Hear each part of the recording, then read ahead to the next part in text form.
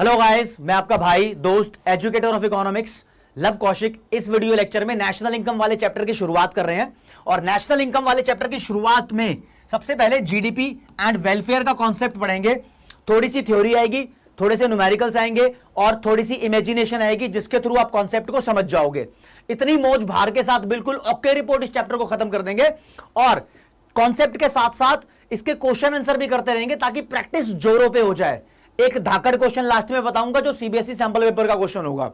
अपने साथ बने रहो, जो चीजें स्लाइड में मिलेंगी आपको लिखी लिखाई वो आपके सबसे आसान भाषा के नोट्स भी बनेंगे।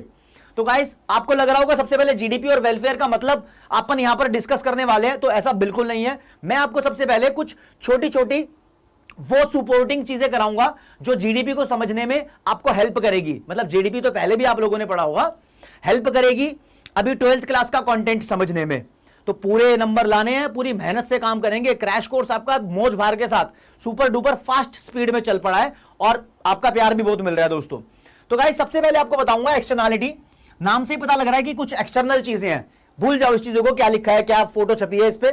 आपको एक बात बताता हूं, कभी कभी किसी दूसरे इंसान की हरकत हमारे ऊपर कोई ना कोई प्रभाव डाल देती है। यानी उसके द्वारा की गई कोई ऐसी चीज जिससे हमें कभी कभी प्रॉफिट हो सकता है और कभी कभी लॉस हो सकता है। वो सारी चीजें एक्सटर्नल मैटर में आती हैं और उनको एक्सटर्नलिटी बोलते हैं इकोनॉमिक्स में। जैसे कि देखो, ये बंदा पब्लिक प्लेस के अंदर धुआं उड़ा रहा है, इसको देख लो यार, ये बीड़ी सुट्टा सिगरेट पी रही है। तो जो ये लोग सिगरेट पीने के बाद धुआं छोड़ते हैं, वो जो बाहर जो पब्लिक खड़ी है उन लोगों को सांस के थ्रू अंदर जाता है ना धुआं, फेफड़ों के अंदर इनहेल करते हैं तो यार नुकसान होता है उनको, उनके फेफड़े भी खराब होते हैं। और ये तो कर रहे हैं स्मोकिंग, और जो दूसरे बंदे होते हैं उनके अंदर धुआं जाता है, तो इस बात को बोलते हैं पैसिव स्मोकिंग। ठीक है जी। अब इधर देख लो, ये बेचारा कार्टून सड़क पे जा रहा था और किसी बंदे ने केले का छिलका फेंक दिया, तो जिसने केले का छिलका फेंक दिया उसकी हरकत से इसको नुकसान हुआ। तो इन तीसरे बंदों की हरकतों से हम लोगों को नुकसान हो सकता है। तो ये चीजें एक्सटर्नलिटी हैं। चीजें ऐसी होती है, लगाओ कि किसी कंपनी ने अपनी फैक्ट्री प्लांट वगैरह लगा रखा था, लेकिन इससे इतना सारा धुआं एनवायरमेंट के अंदर फैलता है, फिर ये सांस के थ्रू ऑक्सीजन के अंदर मिलके हमारे अंदर जाता है, तो फिर ये हमें नुकसान देता है। तो किसी तीसरे बंदे की हरकत हमें नुकसान दे रही है।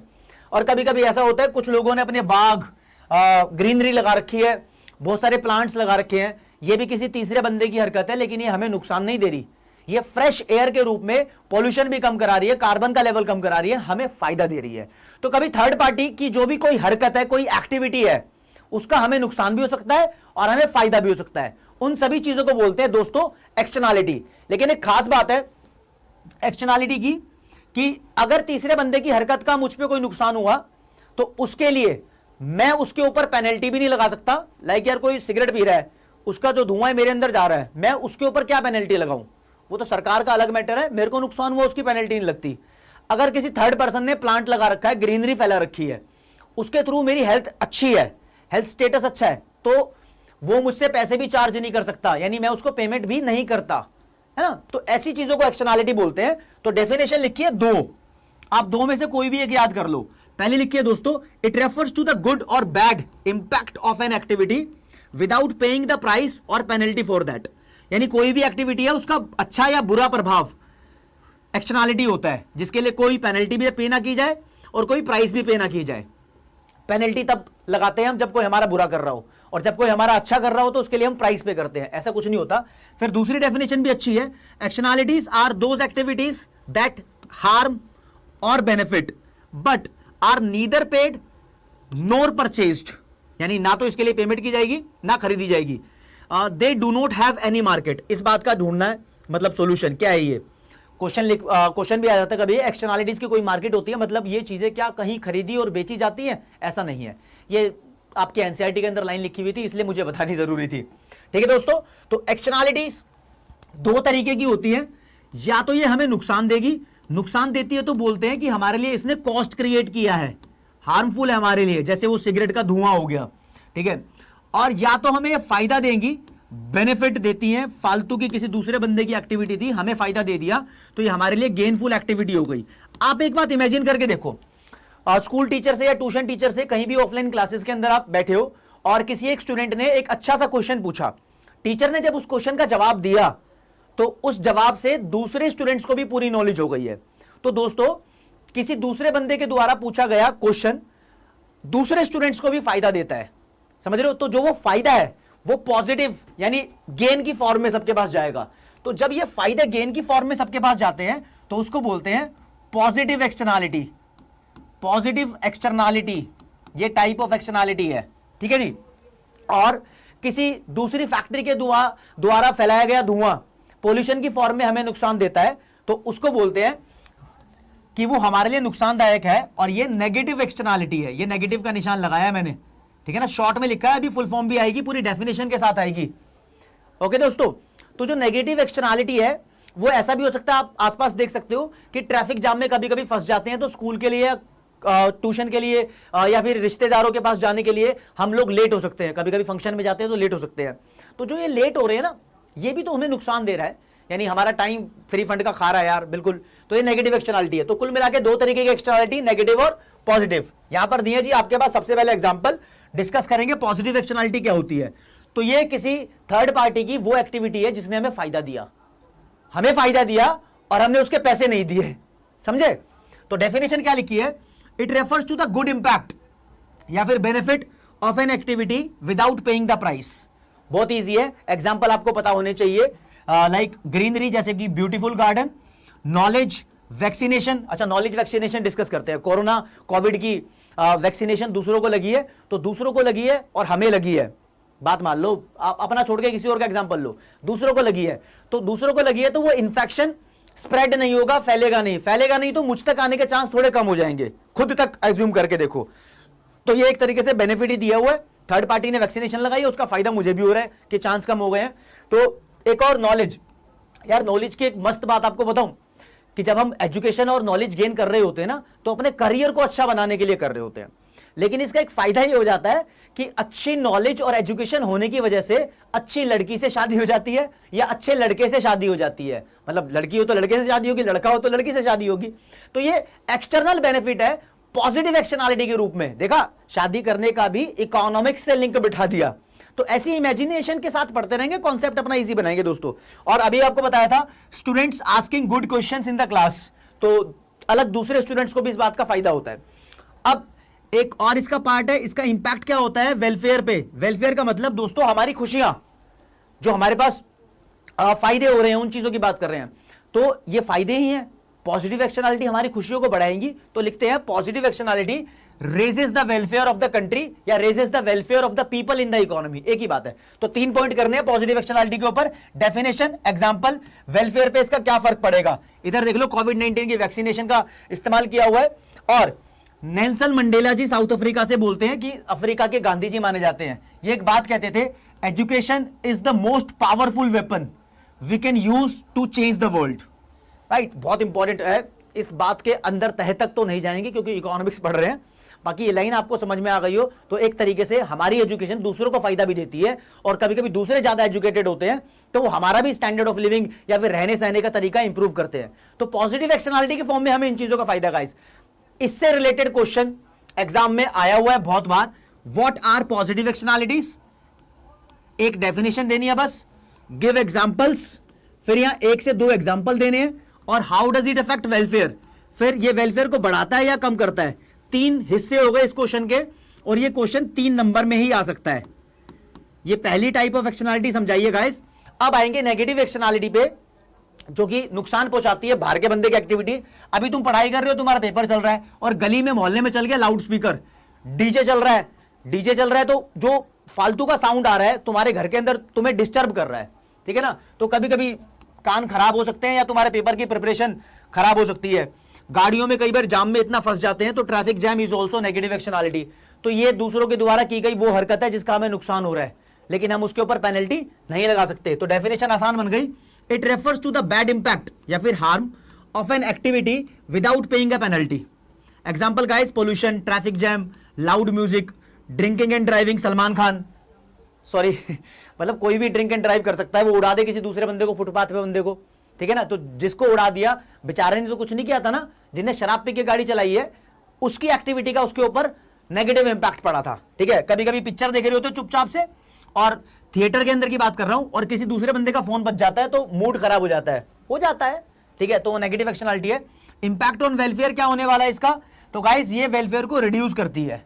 सिंपल मेन कीवर्ड हाईलाइट कर दिए और फोटो के थ्रू तुम्हें समझाने की कोशिश किया ताकि कॉन्सेप्ट आसान हो जाए। एग्जाम में क्वेश्चन क्या आया इसका, ये आया what are negative externalities, definition आ जाएगी, give example and how does it affect welfare. तो 3 हिस्से बन रहे हैं, 3 नंबर का क्वेश्चन आएगा। अभी बताऊं तो पहले सीबीएसई पेपर में 3 सेट आते थे, मतलब एक क्वेश्चन पेपर होता था तो ए बी सी करके 3 सेट होते थे उस क्वेश्चन पेपर के, और तीनों सेट के अंदर क्वेश्चन कुछ शफल्ड होते थे, कुछ अलग भी होते थे और कुछ नंबर भी ऊपर नीचे होते थे। तो गाइस ये 2017-18 का पेपर के क्वेश्चन आए थे। पहले में पॉजिटिव एक्सटर्नैलिटी का क्वेश्चन पूछा जो मैंने बताया, दूसरे सेट के अंदर ये वाला क्वेश्चन पूछा, और तीसरे सेट के अंदर क्वेश्चन पूछा गया था कि एक्सटर्नैलिटी क्या होती है और इसके टाइप्स बताओ। तो देख रहे हो, तो यहां पर 3 हिस्से पूछे हैं, 1 2 3। जब सीबीएसई तुमसे क्वेश्चन पूछती है तो उसकी खास बात होती है कि वो बहुत डिजाइन पैटर्न में आंसर मांग रही है। मतलब अगर तुम पैराग्राफ में फालतू लिख कर आ रहे हो तो उसके नंबर नहीं मिलने वाले, ऐसे लिखना पड़ता है पार्ट वाइज जैसे लिखे हुए हैं, नंबर मिलने के तब चांस होते हैं दोस्तों, समझ रहे हो। तो नेगेटिव एक्सटर्नैलिटी और पॉजिटिव एक्सटर्नैलिटी ये कराना बहुत जरूरी था। अब एक नया कॉन्सेप्ट और समझा दूं, अब छोटे छोटे कॉन्सेप्ट है, फिर जीडीपी पे आएंगे क्योंकि ये भी इंपॉर्टेंट है। जी यहां लिखा है नॉन मॉनेटरी ट्रांजैक्शंस या नॉन मॉनेटरी एक्सचेंज। एक्सचेंज का मतलब लेन देन होता है, ट्रांजैक्शन का मतलब भी अकाउंटेंसी में देखते हो लेन देन ही होता है। तो बेसिकली जब हम गुड्स एंड सर्विसेज परचेज करते हैं तो उसके बदले पैसे देते हैं, तो वो मॉनेटरी ट्रांजैक्शन है, ठीक है। लेकिन कुछ ऐसी चीजें जिसके बदले पैसे नहीं देते, लाइक परिवार के अंदर, फैमिली के अंदर हम एक दूसरे के लिए जो काम कर रहे हैं, जब तुम्हारे घर में फैमिली में आप अपनी मम्मी से बोलते हो कि मम्मी खाना बना दो, या कोई भी हो घर के अंदर, वो सब आपके लिए खाना बना के देते हैं, उसके लिए पैसे नहीं मांगते ना, तो वो नॉन मॉनेटरी ट्रांजैक्शन है। लेकिन अगर तुम किसी होटल में चले जाओ, कहीं हिल स्टेशन घूमने चले जाओ, वहां पर वो चीज ऑर्डर करोगे तो वो लोग आपसे पैसे चार्ज करेंगे, तो वो मॉनेटरी ट्रांजैक्शन हो जाएगा एक तरीके से। तो गाइस मैं बात कर रहा हूं services of family members to each other, या सर्विसेज ऑफ हाउसवाइफ, ये भी हो सकता है, बुक के अंदर लिखा है इसलिए मैंने बोला है, ठीक है। फैमिली अपना खुशियों से रहती है, एक दूसरे के साथ खेलते हैं, कूदते हैं, मौज बहार, हाँ टाइम स्पेंड करते हैं, शेयर करते हैं, लव, सिंपैथी, एम्पैथी के लिए सब ट्रांजैक्शंस किए जाते हैं। इसकी मॉनेटरी वैल्यू हो सकती है लेकिन हम कैलकुलेट नहीं कर सकते क्योंकि ये सब सर्विसेज फैमिली वाले एक दूसरे को दे रहे हैं। इस स्टेटमेंट का भी यूज होगा, अभी इसको होल्ड पे रखते हैं, जहां पर इसका नंबर आएगा तब बताऊंगा, वहां पर इतना एक्सप्लेन करने की जरूरत नहीं पड़ेगी गाइस। तो अब फाइनली शुरू कर रहे हैं अपना जीडीपी का कॉन्सेप्ट। जीडीपी एक्चुअली होता क्या है, अगर आपको नहीं पता तो 2 मिनट रुकेंगे और 2 मिनट यहीं पता कर लेंगे, क्योंकि ये आपको 11वीं में पता होना चाहिए था या 10वीं में भी ये जीडीपी का कॉन्सेप्ट है गाइस। सबसे पहले इसकी फुल फॉर्म, जी का मतलब होता है ग्रॉस, डी का मतलब होता है डोमेस्टिक और पी का मतलब होता है प्रोडक्ट यहां पर। अब अलग क्या चीज है गाइस, देखो ग्रोस को बोलते हैं टोटल, ठीक है जी, और प्रोडक्ट का मतलब यहां पर गुड्स भी है और सर्विसेज भी है, यानी टेंजिबल और इंटेंजिबल दोनों आइटम्स है। डोमेस्टिक का मतलब यहां पर हमारे देश की बाउंड्री से है, टेरिटरी से है, कि हमारे देश की ही बात हो रही है एक्चुअली। तो एक देश के अंदर जितनी भी गुड्स एंड सर्विसेज बनाई जाती है उन सबकी टोटल वैल्यू जीडीपी होती है।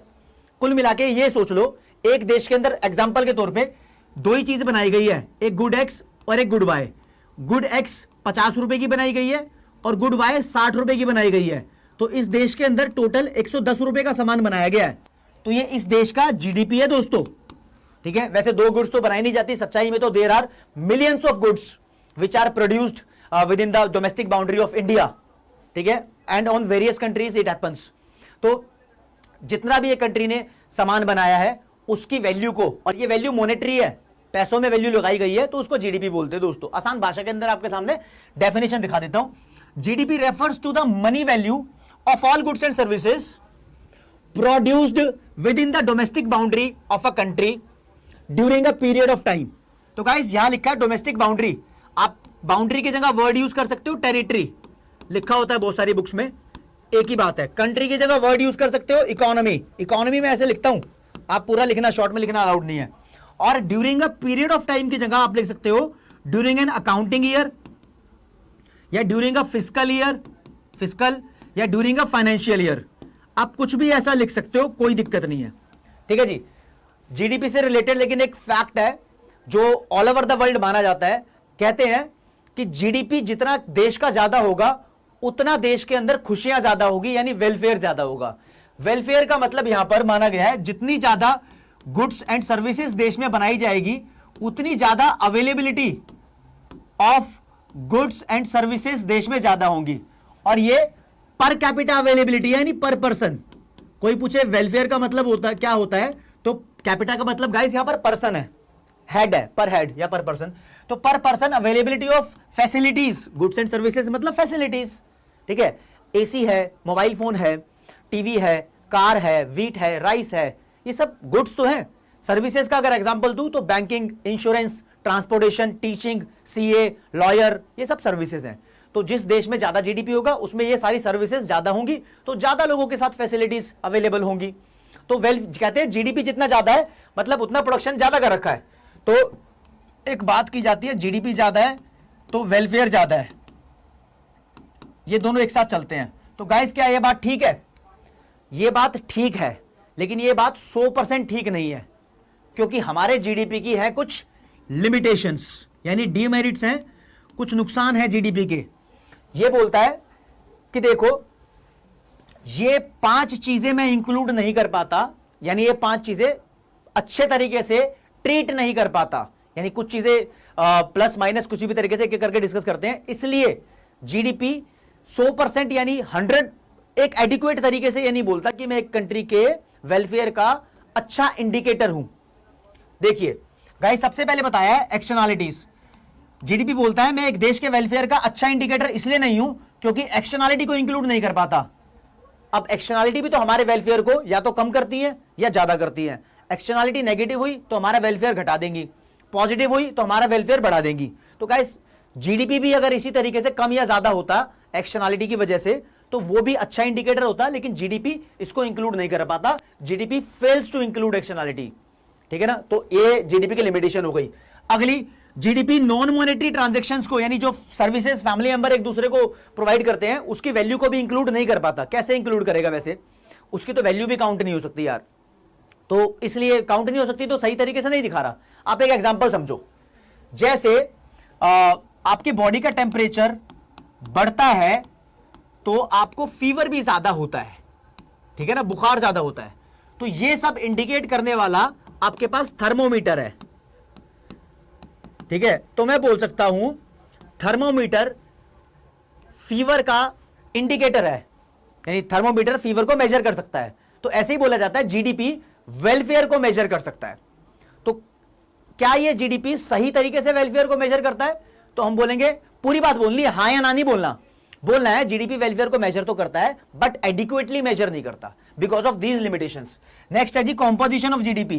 कॉम्पोजिशन का मतलब हो गया जीडीपी के अंदर क्या क्या इंग्रेडिएंट्स हैं, उसका कंटेंट क्या है। जब तुम कोई दुकान से सामान खरीद के लाते हो तो उस सामान पे लिखा होता है ना उसके अंदर क्या क्या मिलाया गया है। आप मैगी परचेज करके ले आओ तो मैगी के भी कुछ इंग्रेडिएंट्स है कि उसके अंदर ऑलरेडी क्या क्या मिला हुआ है। तो जीडीपी के अंदर ऑलरेडी क्या मिला हुआ है? जीडीपी के अंदर कंट्री में सारी गुड्स एंड सर्विसेज का प्रोडक्शन मिला हुआ है। वो सारी गुड्स में सबके नाम तो नहीं लिखूंगा, ये जरूर बता देता हूं कि कंट्री में सिगरेट का प्रोडक्शन भी इसके अंदर है, लिकर का भी है, शराब वगैरह का प्रोडक्शन भी इसके अंदर है।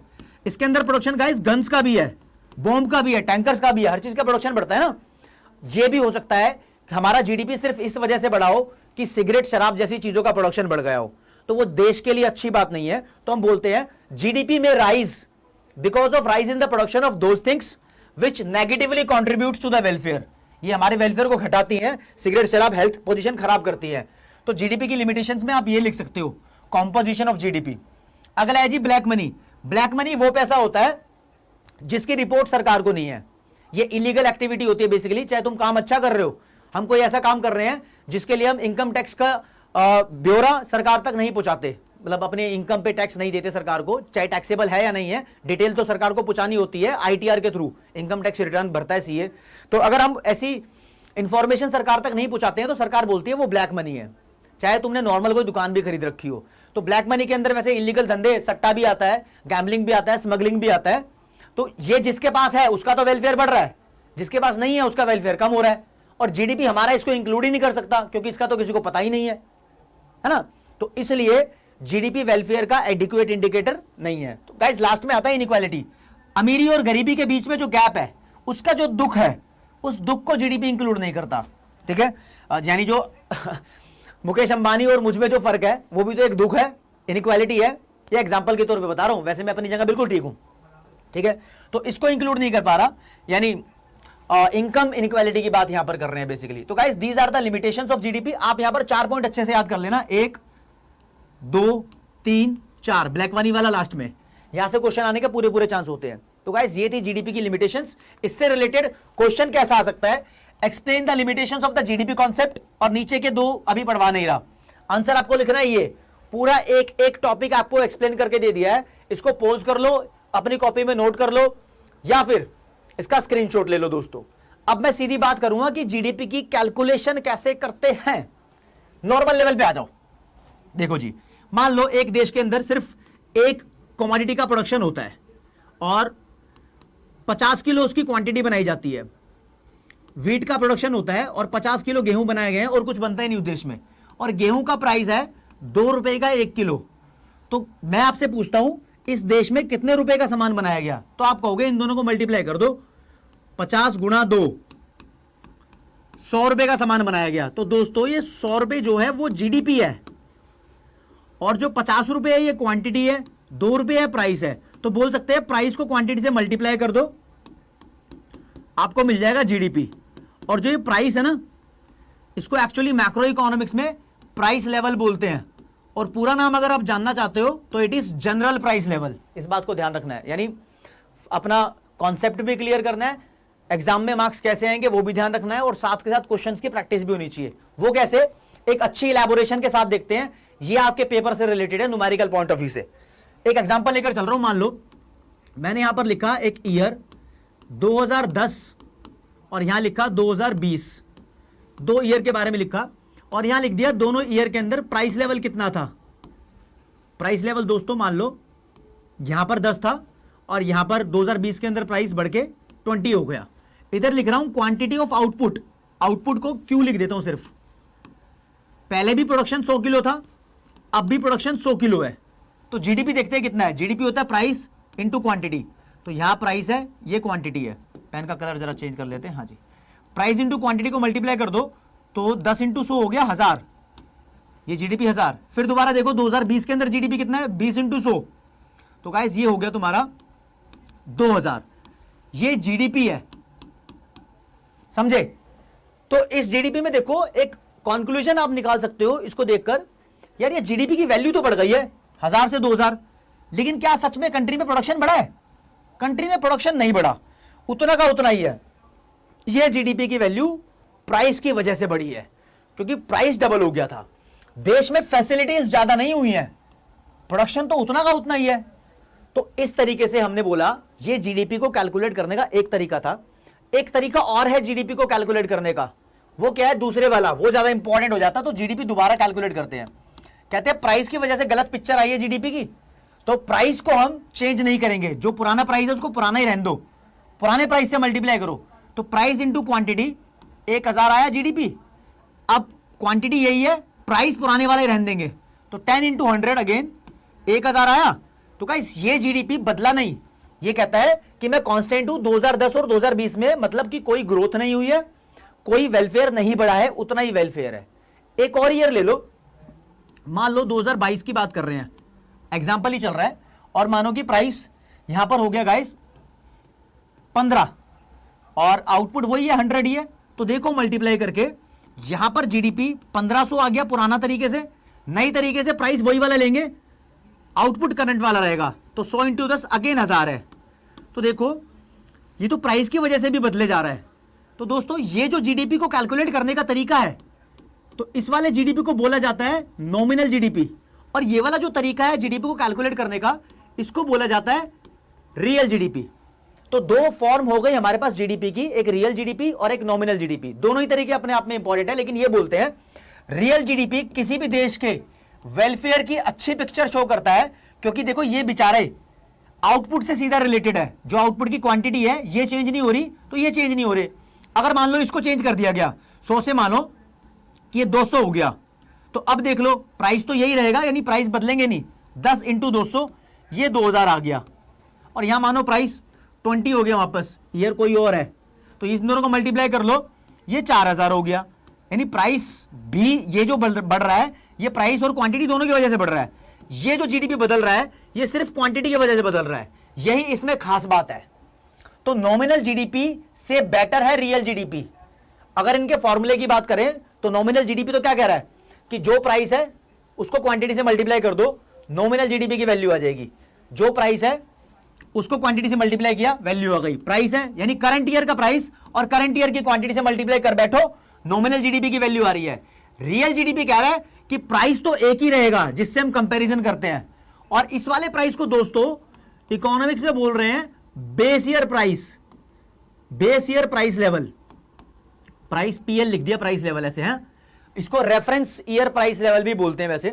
तो दो फॉर्म ऑफ जीडीपी हो गई, बहुत इंपॉर्टेंट कॉन्सेप्ट है। जो नॉमिनल जीडीपी है, यहां पर देखो इसमें प्राइस हमेशा करंट ईयर का इस्तेमाल किया गया, तो गाइस नॉमिनल जीडीपी को हम GDP at current year prices भी बोलते हैं। करंट ईयर प्राइसेस या प्राइस लेवल बोल लो। और जो रियल जीडीपी है ये वाला, इसको हम जीडीपी एट कांस्टेंट प्राइसेस भी बोलते हैं। यानी यहां पर जो पुराना प्राइस ले लिया वो बदल ही नहीं रही, हम कैलकुलेशन में प्राइसेस लिखा है, सिर्फ प्राइस नहीं लिखा। तो गाइस इसको समझना कि ये प्राइसेस का मतलब प्राइस लेवल होता है। अब एक कंपैरिजन से रिलेटेड इससे कुछ क्वेश्चंस आ सकते हैं।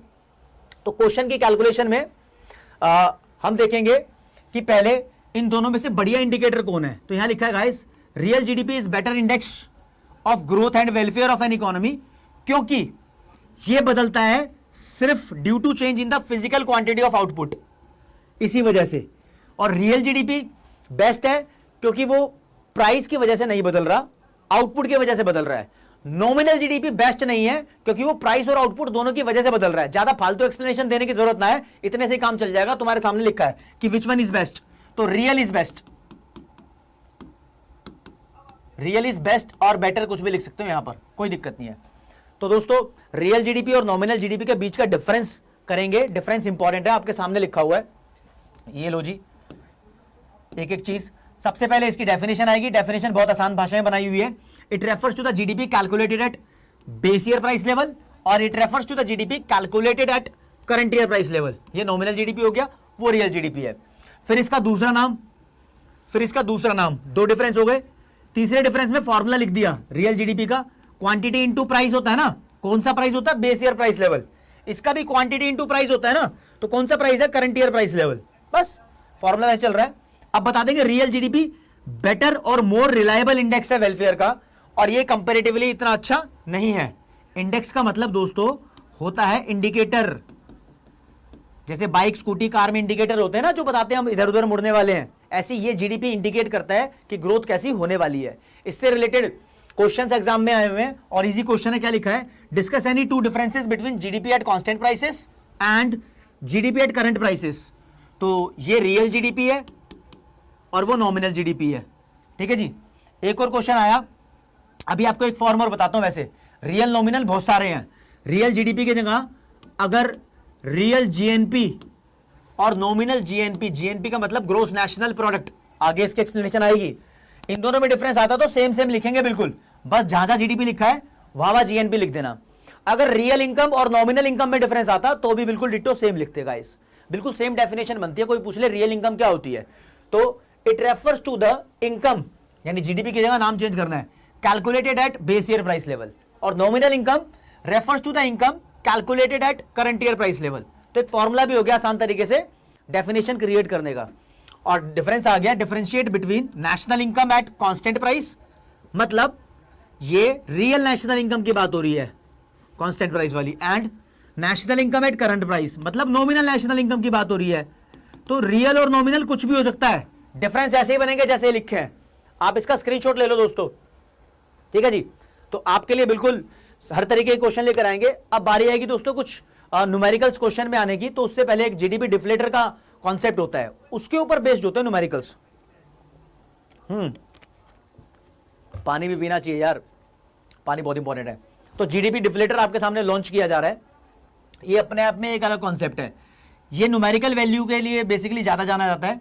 ये बोलता है नॉमिनल जीडीपी को रियल जीडीपी से डिवाइड कर दो और 100 से मल्टीप्लाई कर दो तो जीडीपी डिफ्लेटर की वैल्यू आ जाएगी। अब वैल्यू कितनी भी आए, वैल्यू के बारे में खास बात है, अगर वैल्यू 100 से ज्यादा आती है, मान लो कि 102 आ गई, तो ये जीडीपी डिफ्लेटर बोलता है कि कि प्राइस लेवल हमारी कंट्री में 2% से बढ़ गया। अगर इसकी वैल्यू 100 से कम आती है, मान लो 97 आती है, तो ये बोलता है कि प्राइस लेवल हमारी कंट्री में 3% से कम हो गया। यानी जीडीपी डिफ्लेटर प्राइस लेवल में चेंज दिखाता है, जितनी इसकी वैल्यू 100 से ज्यादा आएगी उतना परसेंट प्राइस लेवल बढ़ जाएगा, जितनी इसकी वैल्यू 100 से कम आएगी उतना परसेंट प्राइस लेवल कम हो जाता है। और अगर इसकी वैल्यू 100 ही आई है तो प्राइस लेवल में कोई भी चेंज नहीं है। इस बात को मान के चलो तो गाइस इसकी न्यूमेरिकल कैलकुलेशन आएगी और आपके सामने डेफिनेशन लिखी है, बहुत इजी। ये फॉर्मूला लिख लो, GDP deflator is equal to nominal GDP upon real GDP multiplied by 100। यही डेफिनेशन है। GDP deflator refers to the ratio of nominal GDP and real GDP, ratio ये इन दोनों की, फिर लिखा है मल्टीप्लाइड बाय 100, दैट्स इट। ठीक है, it is also known as price index. ये बात ध्यान रखना है, इसको प्राइस इंडेक्स भी बोलते हैं। और क्या इंडिकेट करता है? It indicates change in general price level. ये तो दोस्तों जीडीपी डिफ्लेटर है। अगर कहीं जीएनपी डिफ्लेटर आए, जीएनपी डिफ्लेटर भी होता है, सेम चलेगा कॉन्सेप्ट, वो होगा nominal GNP upon real GNP multiplied by 100। कहीं आए इनकम डिफ्लेटर, इनकम या डिफ्लेटर या नेशनल इनकम डिफ्लेटर, तो वो होगा nominal income upon real income multiplied by 100। आप ये शॉर्ट फॉर्म यूज मत करना, आपको तो इसको पूरा ही लिखना है। मैं बोल के बता रहा हूं बस, ताकि आपका कॉन्सेप्ट थोड़ा अच्छा हो जाए। तो अब आपके सामने पेश किए जाते हैं न्यूमेरिकल। जो न्यूमेरिकल करा रहा हूं प्रीवियस ईयर क्वेश्चंस में बोर्ड में आए हुए हैं और इसी के ऊपर बेस जाते हैं। झारखंड लेवल का क्वेश्चन भी कराऊंगा जो इस बार सीबीएसई टर्म 2 पेपर के अंदर पूछा हुआ है। कॉन्सेप्ट पूरा क्लियर करेंगे। देखो दोस्तों लिखा गया है। अच्छा, लिखने से पहले एक बात डिस्कस कर लेते हैं। जीडीपी डिफ्लेटर जिसको प्राइस इंडेक्स बोलते हैं, इसके फॉर्मूले में लिखते हैं nominal GDP upon real GDP multiplied by 100। कुल मिला के इसके फॉर्मूले में 3 आइटम है, item number 1, item number 2, item number 3। Guys आपको पूरे क्वेश्चन में इन तीनों में से कोई भी 2 चीजें देगा और तीसरे की वैल्यू पूछेगा, बस इससे ऊपर कुछ नहीं होने वाला। यानी इन दोनों की वैल्यू देके इसके बारे में पूछ सकता है और इसकी और इसकी वैल्यू देके इसके बारे में पूछ सकता है। ठीक है ना, ऐसा कुछ भी हो सकता है। मैं फॉर्मूले को अब मिटा रहा हूं। ठीक है, अब क्वेश्चन पे आ रहे हैं कि क्वेश्चन में क्या चल रहा है। क्वेश्चन बोल रहा है जी, if the real GDP is 520, अच्छा रियल जीडीपी 520 है, अपना आर मान लेते हैं शॉर्ट में, एंड नॉमिनल जीडीपी इज 650, यानी इसकी वैल्यू भी गिवन है, एन मान लेते हैं इसको, एन की वैल्यू, और calculate the price index. Price index GDP deflator को ही बोलते हैं, मतलब वही पूछ रहा है।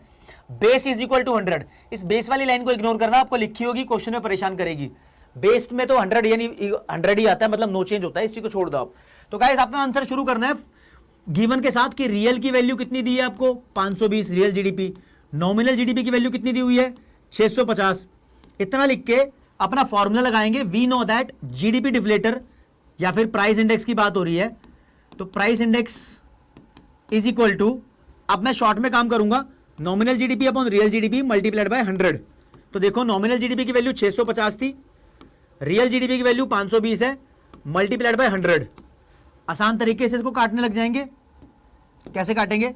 0 से 0 कैंसिल हो गई, फिर ये 13 की टेबल से जाएगा, 13 4 जा 52, 13 5 जा 65, 5 अपॉन 4 होता है 1.25, 1.25 को 100 से मल्टीप्लाई कर दो तो आपका जवाब आपके सामने आ जाएगा। जवाब आएगा 125%। लगाने लगा लो, उससे कोई फर्क नहीं पड़ता। तो कंक्लूजन भी लिख सकते हो। कंक्लूजन निकलता है कि इकोनॉमी के अंदर 25% से प्राइस बढ़ जाएंगे, यानी बढ़ रहे हैं, इस डेटा के अनुसार ये पता लगता है।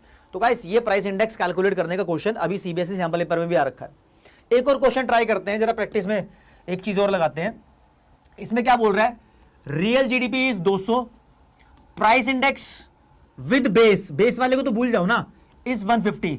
यानी देखो क्या बोल रहा हूं, प्राइस इंडेक्स ये लिखा is equal to nominal GDP upon real GDP की वैल्यू 200 लिखी है क्वेश्चन में, मल्टीप्लाइड बाय 100, और पूछ रहा है कैलकुलेट नॉमिनल जीडीपी, यानी जो एन की वैल्यू है यही पूछ रहा है। तो करना क्या है, पहले यहां कटिंग कर दो, 2 0 से तो 2 0 ये जा रही है, अब 1/2 है यानी 2 बचा है नीचे, ये उधर जाके मल्टीप्लाई हो जाएगा, तो 150 into 2 is equal to nominal GDP, और मल्टीप्लाई करके दे दो, 300 आ गया जी आंसर नॉमिनल जीडीपी का। आप पूरा लिखना, आंसर हमारा यही होगा, यही क्वेश्चन खत्म कर देंगे। तो 2 नंबर का, 3 नंबर का, कितने का भी क्वेश्चन आ सकता है। एक क्वेश्चन और प्रैक्टिस करेंगे, फिर आगे बढ़ेंगे, नए कॉन्सेप्ट पे बढ़ेंगे। अलग तरीके की वैरायटी भी है क्वेश्चंस की। इसमें क्या लिखा है जी, गिवन रियल इनकम, अच्छा यहां इनकम लिखा है, जीडीपी नहीं लिखा, रियल इनकम इज 400, चलो जी अपना नोट कर लेते हैं वापस, रियल इनकम 400 है, एंड प्राइस इंडेक्स भी 100। अच्छा, प्राइस इंडेक्स 100 दे दिया, यानी डिफ्लेटर 100 दे दिया, बोल रहा है कैलकुलेट नॉमिनल इनकम। फिर वही कहानी, price index is equal to nominal income upon real income multiplied by 100। अब करना है क्या है यहां पर, वही अपनी कहानी, 100 से इसको काटेंगे तो 4 आएगा, तो nominal income is equal to, ये 4 ऊपर जाके मल्टीप्लाई हो जाएगा, 100 इंटू 4, यानी नॉमिनल इनकम की वैल्यू आई 400। कैसे भी लिख दो, ऐसे लिख दो, ऐसे लिख दो, कोई दिक्कत नहीं है, यही खत्म कर देंगे। लेकिन मैं आपको फुल फॉर्म नहीं लिख रहा हूं आंसर में, ये आपको लिखनी पड़ेगी। इससे पता लगता है कि आपकी इंटेंशन भी तो है पढ़ने की, है ना यार। मैं पूरा साथ देने की कोशिश कर रहा हूं। अगर आपको लग रहा है कि लव सर मेहनत कर रहे हैं आपको पढ़ाने के लिए, अच्छी मेहनत कर रहे हैं, तो यार इस वीडियो को लाइक कर दो, चैनल को सब्सक्राइब कर दो अगर अभी तक नहीं किया है।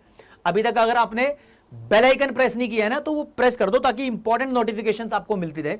अपने फ्रेंड्स को यार जरूर यही वीडियो पोस्ट करके अपने फ्रेंड्स को शेयर कर दो, कह दो कि लव सर ऐसे ऐसे क्वेश्चन करा रहे हैं जो पेपर में आते आते हैं, और इस बात का सबूत भी देंगे आपको। ये देखो जी, आपके सामने सबसे बेहतरीन आज का सीबीएसई सैंपल पेपर धाकड़ क्वेश्चन पेश किया जा रहा है। 3 नंबर का क्वेश्चन इस बार के सीबीएसई सैंपल पेपर में है, और ये क्वेश्चन क्या बोल रहा है, एस्टिमेट का मतलब कैलकुलेट होता है, estimate the value of nominal gross domestic product यानी nominal GDP for a hypothetical economy. Hypothetical का मतलब अपनी मर्जी से, इमेजिनेशन है, इमेजिनरी इकोनॉमी। भाई नॉमिनल जीडीपी की वैल्यू निकालनी है, the value of real gross domestic product and price index are given as 500 and 125। ये वैल्यू गिवन है रियल जीडीपी की, ये वैल्यू गिवन है जीडीपी डिफ्लेटर की, इसको मैं डी लिखता हूं। तो अभी फॉर्मेलिटी के साथ क्वेश्चन सॉल्व नहीं कर रहा, नॉर्मली आपको बता रहा हूं, आपने खुद करना है इस क्वेश्चन को सॉल्व। तो जीडीपी डिफ्लेटर कितना दिया हुआ है, 125 दिया हुआ है, यानी प्राइस इंडेक्स।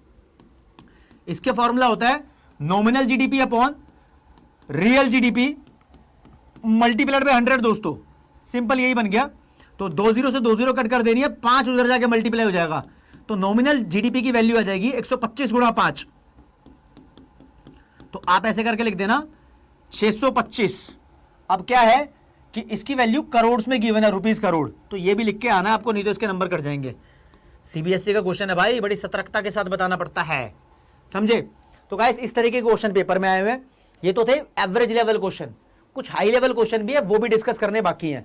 गाइस ये क्वेश्चन बड़ा इंपॉर्टेंट है, इसके लिए पेन को थोड़ा पतला किया जाए क्योंकि ज्यादा सामान जगह गिर रहा है। Only one product x is produced in the economy या कंट्री, पहले आया हुआ क्वेश्चन है, ठीक है। मान लो देश के अंदर एक ही सामान बनाया जाता है और it's output during the years 2012 and 2013 was 100 and 110 units. क्या बोल रहा है ये, लाइन में जो लिखा है ना उसको एक टेबल की फॉर्म में नोट करता हूं ताकि आपके लिए काम आसान हो जाए।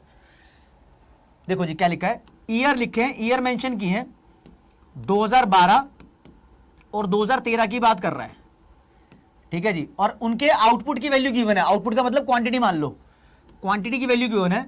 2012 के अंदर आउटपुट था 100 यूनिट, 2013 के अंदर आउटपुट था 110 यूनिट, ठीक है जी, इतनी इंफॉर्मेशन है। और फिर बोल रहा है the market price of the product during the year was 50 and 55 per unit respectively. इनका मार्केट प्राइस भी दिया हुआ है, तो प्राइस की कॉलम यानी प्राइस लेवल है ये, पहले 50 था अब 55 है, इतनी इंफॉर्मेशन दे दी।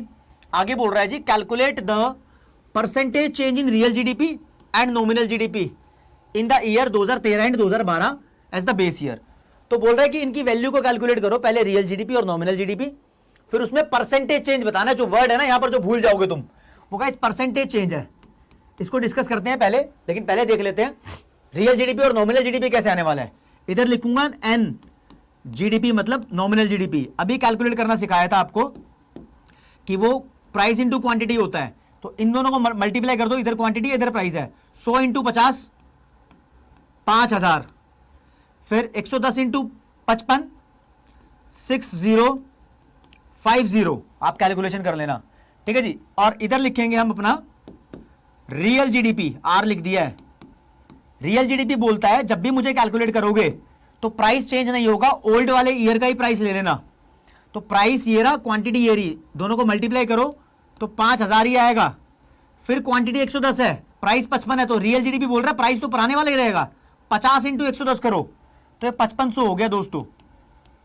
ये तो रियल जीडीपी और नॉमिनल जीडीपी की वैल्यू कैलकुलेट की है, अभी यहां पूरे नंबर नहीं मिलने वाले, अभी नहीं मिलेंगे पूरे नंबर, जब तक परसेंटेज चेंज कैलकुलेट नहीं करोगे तब तक पूरे नंबर नहीं मिलेंगे।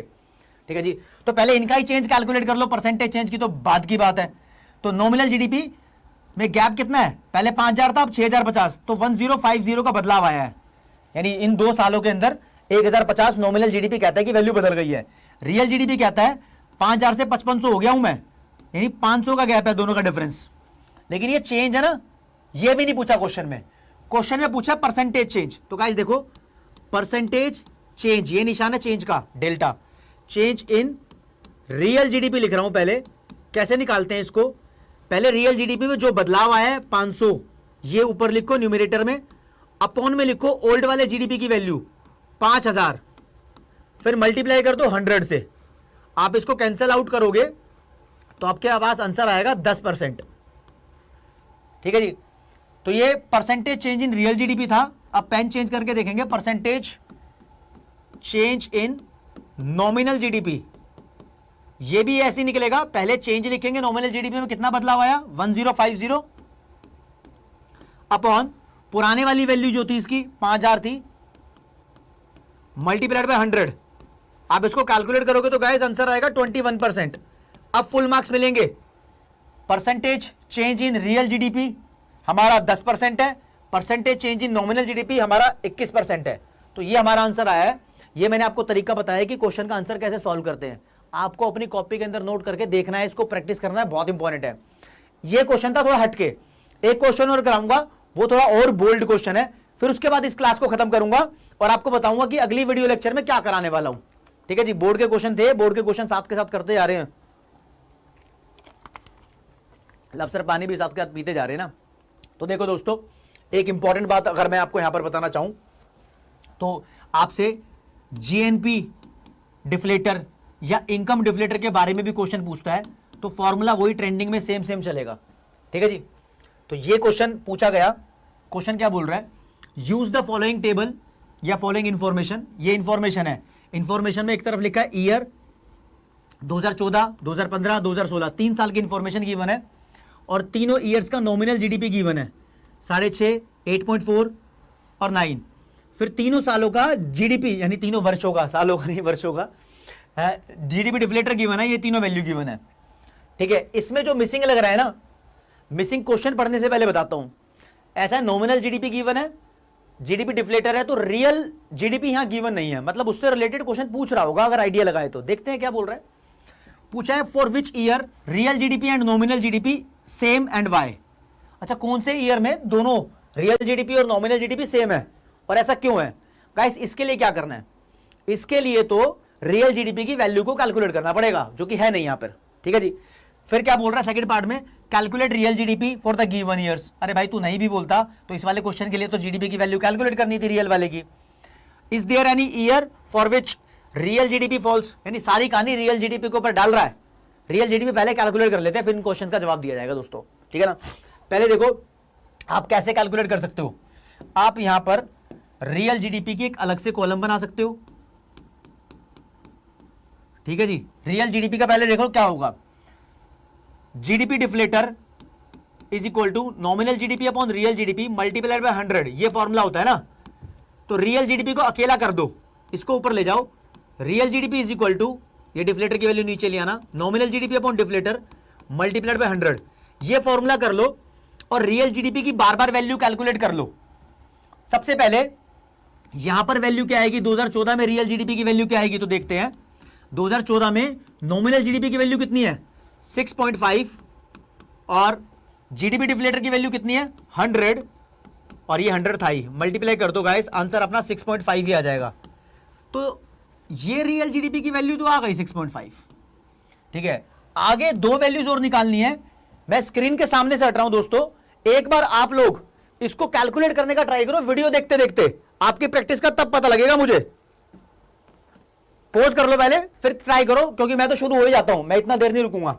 ठीक है, फिर ये रियल जीडीपी की वैल्यू निकालनी है, तो दोबारा यही चीज यूज करो। यहां पर नॉमिनल जीडीपी 8.4 डिवाइडेड बाय 140 यानी डिफ्लेटर, और मल्टीप्लाई कर दो 100 से, 8.4 है ये, आप कैलकुलेट करोगे तो आंसर 7 आएगा। यहां लिख दिया जी 7, ठीक है जी, साफ लिखता हूं थोड़ा सा, 7 लिख दिया। और आप इसको भी कैलकुलेट करोगे तो देखते हैं, दिस अपॉन दिस यानी 9 अपॉन 125 मल्टीप्लाइड बाय 100, तो गाइस ये हो जाएगा आपका 4/5, 36/5, ठीक है जी। तो यहां पर आपकी वैल्यू आ जाएगी 7.2। तो देखो गाइस, वैल्यू कंफर्म कर लो, क्योंकि ये चीज बहुत इंपॉर्टेंट है, आपके पेपर से रिलेटेड भी बहुत टफ क्वेश्चन में काउंट होता है ये। हाँ जी, ये वैल्यू आ गई आपके पास। इसमें एक चीज है, ये 7 नहीं है, देखो यहां 7 नहीं है, ये 6, अगर आपने सही से कैलकुलेट किया हो तो ये 6 वैल्यू हो गई दोस्तों, अब कोई मिस्टेक नहीं है। तीनों वैल्यूज आपके पास आ चुकी है। अब क्वेश्चन का जवाब दे दो, जो भी पूछ रहा है ये क्या पूछ रहा है, in which year real GDP and nominal GDP are same, कौन से साल में ये सेम है। तो गाइस ये 6.5 है, ये भी वैल्यू 6.5 है, तो 2014-15 में सेम है, तो इसका आंसर आ जाएगा 2014-15 जो ईयर का नाम है इसमें ये सेम है। और ऐसा क्यों, रीजन है कि ये बेस ईयर है, यहां पर प्राइस लेवल सेम रहता है, ठीक है ना। आपने पहले भी कैलकुलेट किया है तो उसके थ्रू देखना, पहले भी सेम आ रहा था हमारा। दिखाऊं दोबारा टेबल, ये देख लो, शुरू में दोनों की वैल्यू सेम ही आ रही थी पुराने वाले क्वेश्चन में, क्योंकि एक ही प्राइस से मल्टीप्लाई कर रहे हैं ना। आगे देख लो जी, calculate real GDP for the given years, तो कैलकुलेट कर लिया, ये तीनों वैल्यू आई हैं, ठीक है जी।